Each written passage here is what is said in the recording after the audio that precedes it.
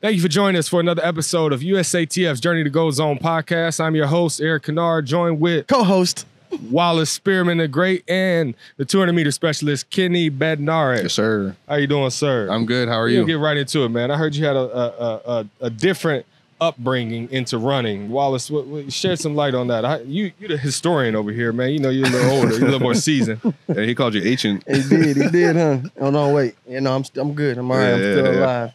All right, so the first time we raced, I knew more about you than you knew about me. But we ran at Drake Relays, and I heard so much about this kid. Yeah, he used to run distance and cross country. I was like, man, who is this? So I started watching some races before we actually, competed. And I was like, uh-oh, this might be problems today. But talk to me, though, man. Tell us how you got started in track and field. So, growing up, after me and my brother got adopted, we lived in Tulsa, Oklahoma, and I just had a lot of energy as a kid. I had ADHD, and, I had to spend my energy somewhere, so my mom decided to put me in cross country. And I think she started, in second grade, and I was always the fastest kid in my school, and I was, the fastest kid, at the meet or whatnot. And I just started doing that and track all the way up until fifth grade. And that's when I more solely focused on track and football. And the reason why I quit cross country is because we ended up getting grounded. And I could actually dive into the story a little bit.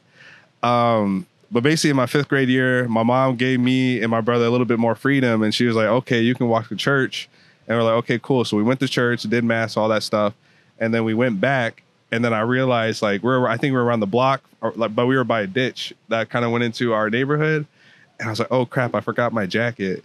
And then me and my brother thought, we're kids, so we didn't think anything of it. So we're like, okay, we'll just drop our stuff there and head back to the church. And then we did that, went all the way back to the church, got my jacket. And then we went back home, picked up our stuff, went back home. And all of a sudden, my mom is hysterical. And we're like, wait, what happened? And she's like, well, I saw your jacket because I was looking for you because you guys took too much time, getting back home. Because, mass is at a certain time. And she was like, oh, well, they're not here yet. So where are they? So she drove out, saw that, started calling the cops, frantic and all that stuff. And then, like I said, we came home. And then she was like, where the hell you been? And they're like, well, we had to go. That's a PG version. Right. Because it definitely wasn't that calm. Yeah, right? exactly. Yeah. So, she did her thing. And then we're like, well, we had to go get, we didn't see a problem. We had to go get our stuff, blah, blah, blah. And then she's like, you're grounded. Oh, no. And then I came back the next year, and I was thinking everything was going to be all right. And I went to the first day of practice. I was like, yeah, this ain't for me. Hey, you missed that mileage. That mileage. A year worth of not putting the miles in. So that's why, I got out of cross country, and then I solely just focused on track and football. And, football was my first love, but track, I just love it. I just love getting faster every single time I stepped on the track, and I just had a lot of fun with my friends, and that's why I did that all the way up until high school, and that's when I realized I had a little bit more potential because I remember my coach before I even got into high school. I was in 8th grade, and he made me train against some of the high school athletes, and I was beating some of them. And when I came up my freshman year, and I had a pretty good season, I think I got second place in the 4 and the 2 at my state track and field meet. And after that, I just started diving into Junior Olympics, and that was because of my coach Ceseda back then. So yeah, shout out to Coach Ceseda. And that's when I just started honing in on the track and field and just becoming the person I am today. Man, that's and what's the rest is literally history. Yeah, pretty much. Yeah. Well, that's at least when you started to make history, I would say. Yeah, absolutely. And I'm about to say, I've watched the progression of you over the course of your career as well.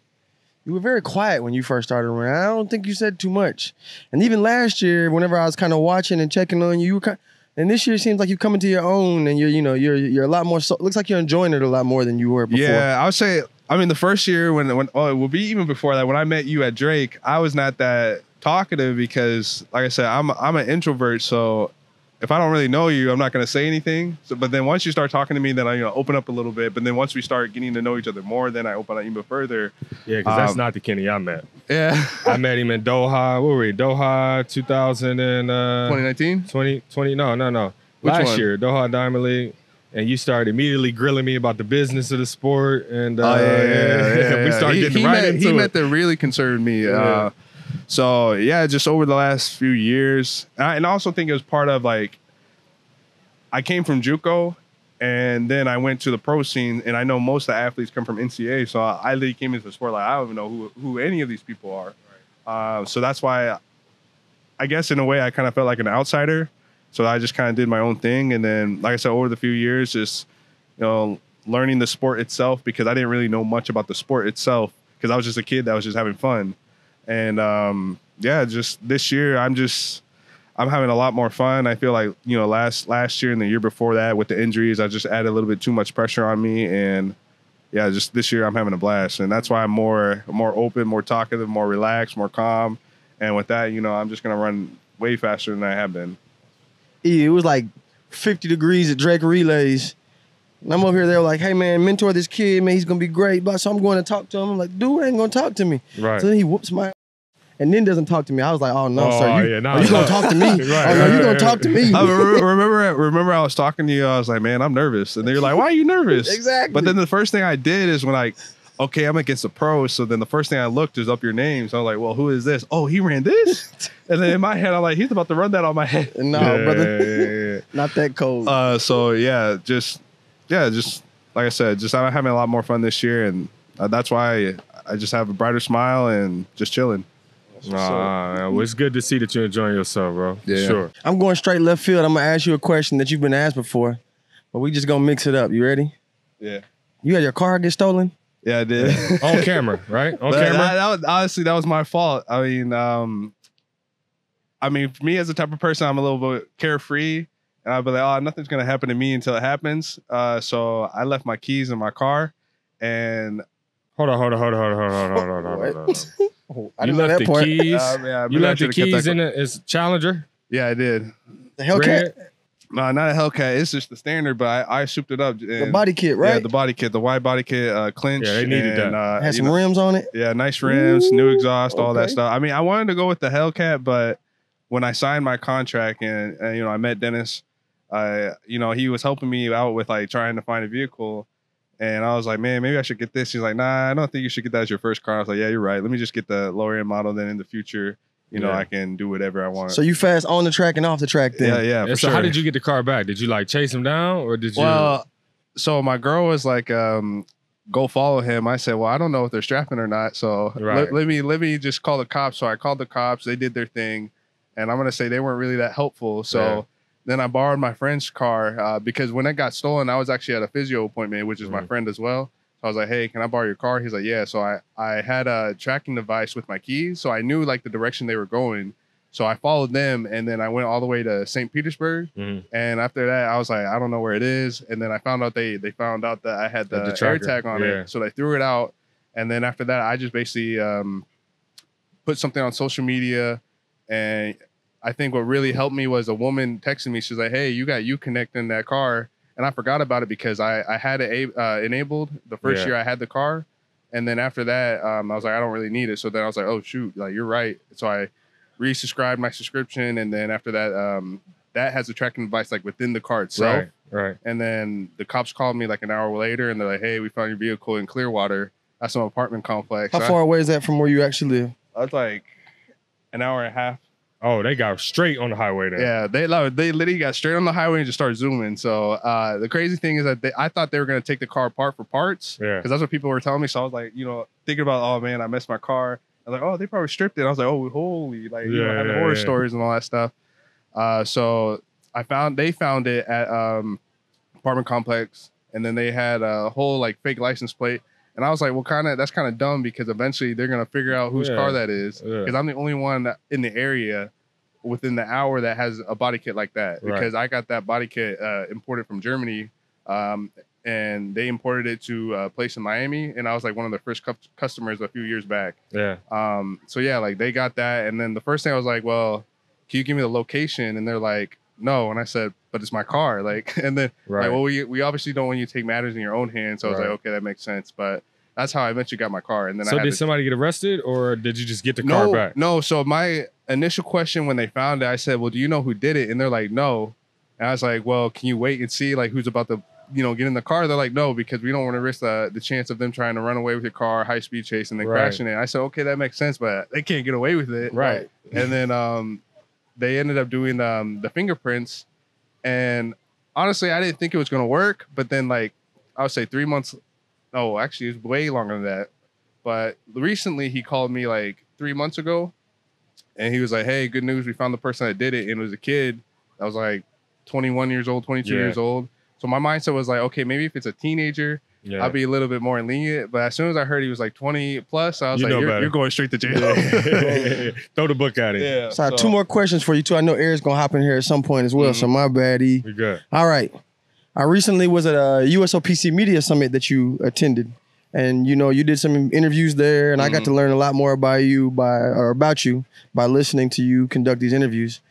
But one of the questions I enjoyed listening to you answer was, you have the coolest nickname in track and field. Oh yeah. And why did you choose that nickname, and what does it stand for? How does it represent you? Kung Fu Kenny stands for it has a set of values that retain to me, which is humbleness, discipline, respect, and dedication. And the reason why I came up with it is because, I mean, like you heard, like, I came into the track scene and, just, no one knew who I was, and I wanted to stand out. Oh, I mean, you did. But, viewpoint, like fans, they didn't know who I was. And when you're watching track and field, you see everybody, you got Adidas, Nike, all the other shoe companies. And you got the gold medalists that have their own jersey. And then you have everybody else that just wears the same uniform. And I said, the women is, as a fan, you can differentiate women because they have the hairs and nails and all that stuff. I was like, with the men, we got very few things that can really make us look apart. All you see is just Nike uniform and whatever. And I was like, okay, let's do Kung Fu Kenny because I like to wear the headband a lot. And, it was Olympic year and we were going to Tokyo, and I like anime a lot. So I was like, okay, we can do that in a little bow, because that's who I am. Like, I'm very humble. I mean, I let my feet do the talking. I don't let my mouth do the talking. So, because you recently just acquired some real estate that I want to ask you about. I said, other than that, I bought some land in Kenya. So, other than that, I would say I'm relatively humble, and I just like to just have fun and do my thing on the track. But that's how Kung Fu Kenny became a thing. All right, real quick, you got to touch on that first before I go ahead, man. So you bought some land in Kenya. Elaborate there. Yeah, tell me is this about figurative or literal? Tell me about this plot. So basically, when we were going to Kenya, I was just doing my thing, getting ready for the meet, and one of my teammates ended up sending me a video of Anson. He had I guess, an interview with Shout out Anson. Yeah.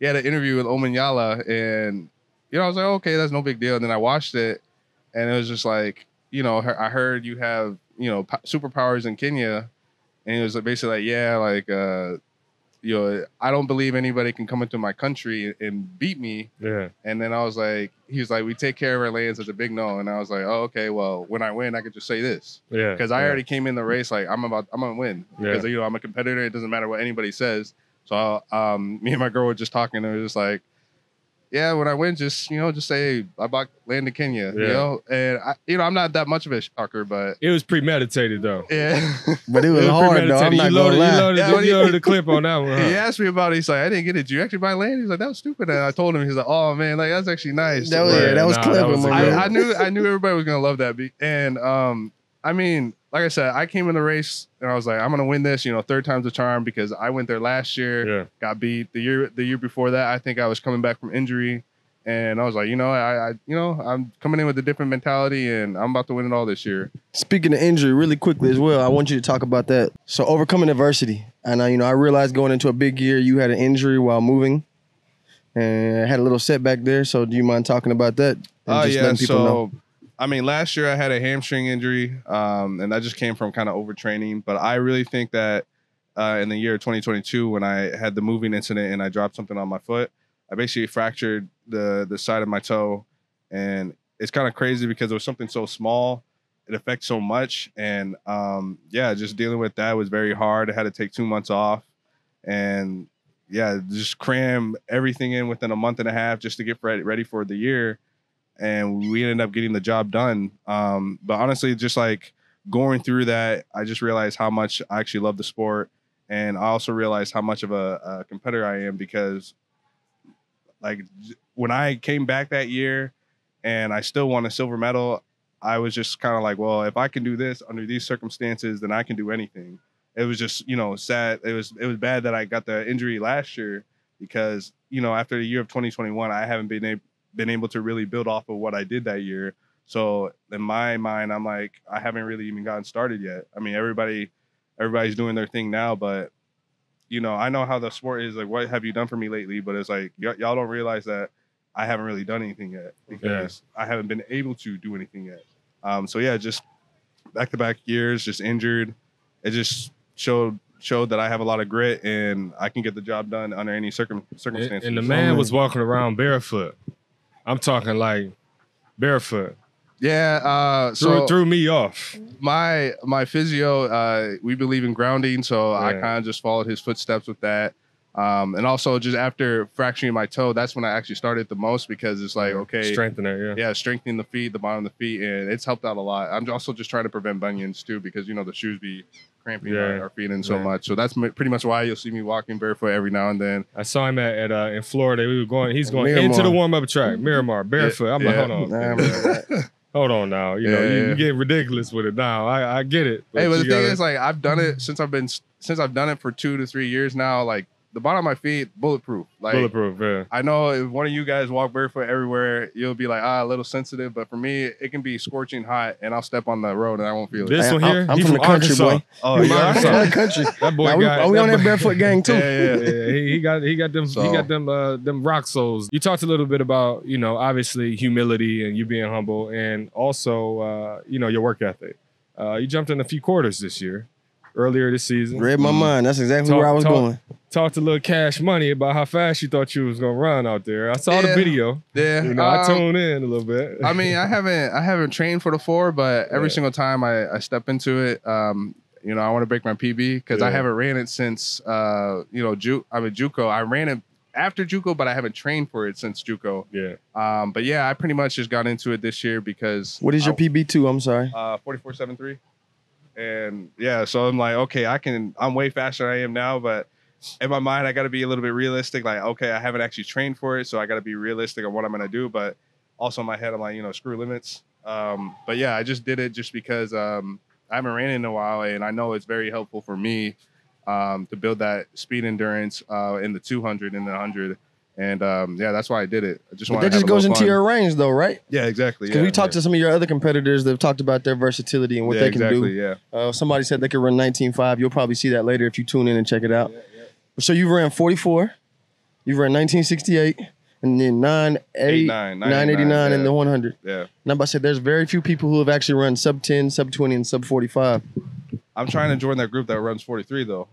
So I said, you know, after I get the job done, I said, Coach, you gotta let me just focus on the 4 for 1 year, because that's when I just want to have fun and just, you know, hit my personal goal. What's the off year coming up? 20. I mean, where are we at? 26. But I was saying, if I get the job done this year, then next year I can do whatever I want. You know, this is your chance to tell the world about saying. I know you've had your challenge getting here, but you took up, you know, the opportunity. Took the first opportunity you got. We haven't seen you on any relays, man. Like, you don't want to run relays, or what's been going on, and now things have kind of changed. So, like, talk to me. What's happening? He's been vocal, well, not vocal as in octaves, but he was Twitter fingers for like, what is it, 2 years? Two years. Okay. He's with me. He's with me. Yeah, 3 years. Twitter fingers for I said 3 years. 2021. I'm like, man, what's going on?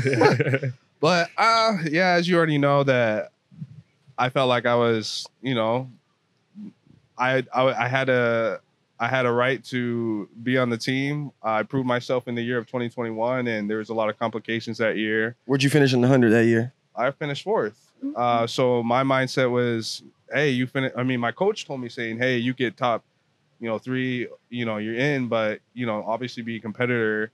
And, you know, running 989, I was like, okay, I'm in. And I didn't realize how much politics kind of go into things, or experience and all that. So, you know, like I said, I just felt like I earned it that year, especially that year since I ran 989. And the 200. Yeah, and then I got second the 2 with, what was it, 1978, I think, that year. So, yeah, like, I'm usually not the person that would complain, but when I really feel like that I was slighted, then I'm like, okay, I got to say something, because I don't think anything's going to change. So that's why I've always kind of been vocal, because it was like, okay, that year I for sure deserved it. And then, you know, the next year I kind of understood, like, hey, I came back from injury. I didn't really do much in the 100. But then I was also kind of like, well, give me a chance. Like, what do you want me to do in order to get on this team? Because I also heard like, hey, you don't have experience. I was like, well, how can I get experience if you're not letting me on? And for me, it was kind of like, hey, I don't really care if I can run the finals. I just want an opportunity to run. And, like, that's all I wanted. So that's why I was just vocal every single year. And then, this year, we ran pretty good. 10-01 with me and Noah at that Gainesville race. And then after that, they wanted me on the team. So I was like, oh, thank you. Like, finally, kind of thing. So now it's just, I just got to show out, do my thing. And did your coach want you to come to the 2024 World Relays? Did they support you being part of it, or how did he was kind of mixed about it, because he's more focused on the other races and going to trials.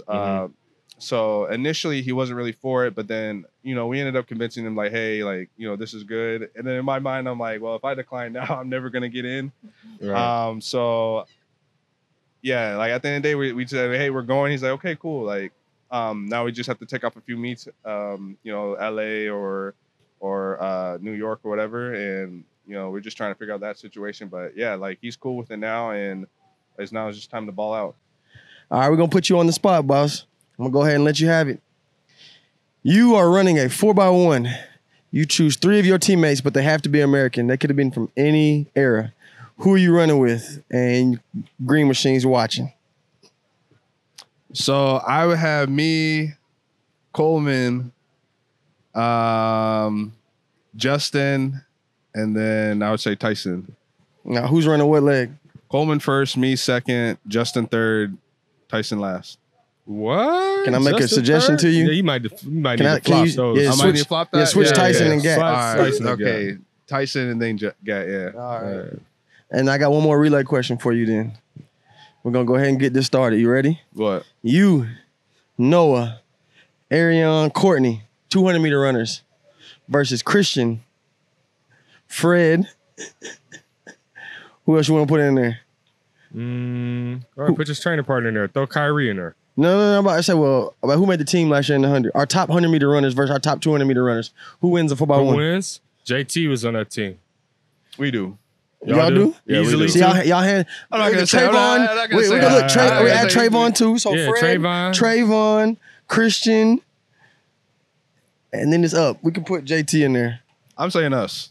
I'm not gonna say he's gonna be easy, but I would say us. So those 200 boys, they gonna handle the 100-meter boys. Yeah, for sure. Ooh. I like that. We already know what's gonna happen in the 4x2.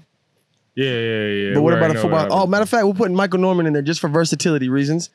So we're gonna put Christian, Trayvon, Fred, Michael Norman. For 4x1. Yeah, that's their relay. But why are you gonna put him for theirs? He's more of us though.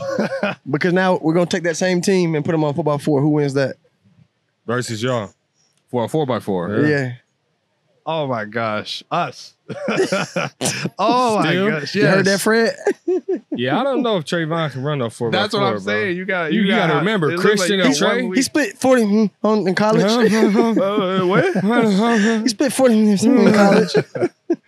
Hey man, well I like that. All right. Well, Kenny, man, thank you for joining us, man. We definitely appreciate your time, man. We wish you continued success in this Olympic year and the years that you have to come. And I think you have a long, long career, man. I look forward to seeing how you make an impact on history. I appreciate it. Thanks for having me on, and it's time to show out. Yes, sir. Let's get good luck.